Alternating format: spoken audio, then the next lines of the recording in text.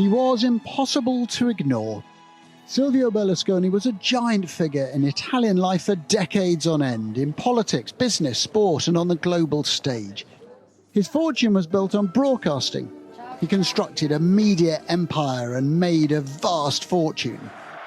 He spent some of that on moulding AC Milan into Europe's best football team, and then turned his attention to politics. From the centre-right, he led 4 separate governments, spending more time as Prime Minister than any other post-war Italian politician. We find Silvio Berlusconi guilty. But it was never straightforward. Berlusconi was cited in dozens of criminal investigations, mostly around claims of fraud. He said that was persecution and claimed to have been in court 2,500 times. Trouble did follow him. Remember this woman? A Moroccan dancer nicknamed Ruby Heart Stealer. Berlusconi was convicted of paying her for sex when she was just 17 years old at one of his lavish bunga bunga parties.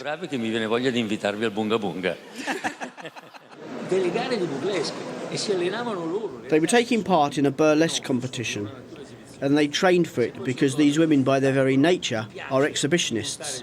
They are showgirls and like to put on a show and compete.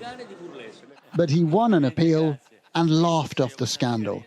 Bunga bunga became a catchphrase, not a source of shame. Then came a conviction for tax fraud that he couldn't beat. Berlusconi was at his lowest ebb and protested furiously on one of his own TV stations. In exchange for the commitments I have made over almost 20 years in favour of my country and coming almost to the end of my public life, I receive as a reward accusations and a verdict that is founded on absolutely nothing, that takes away my personal freedom and my political rights. He was a global figure. He hosted 3 G8 meetings. That is a record. But his brand of diplomacy was eccentric. He famously left Angela Merkel hanging around while he took a phone call. Eventually, she walked off. He once welcomed a Spanish Prime Minister warmly to Italy, only to cheerfully stroll away from their joint scheduled press conference, leaving José Zapatero utterly bemused. But Berlusconi was blessed with an infectious smile. Rolling Stone magazine once named him their rock star of the year.